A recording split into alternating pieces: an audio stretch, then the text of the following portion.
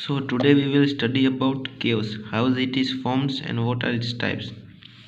In areas where there are alternative beds of rocks like shales, sandstones and quartzites with limestone or dolomites in between, or in areas where limestone are dense, massive and according as thick beds, cave formation is prominent.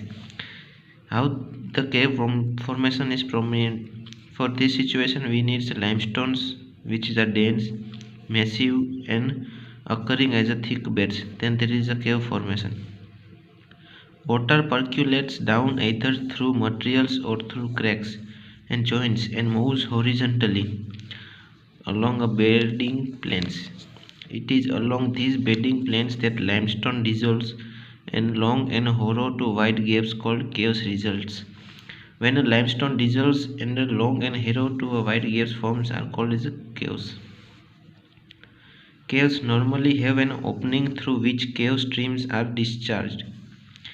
Caves having opening at both the end are called tunnels. What are the tunnels? Tunnels are caves that are opening at both the end are called as the tunnels.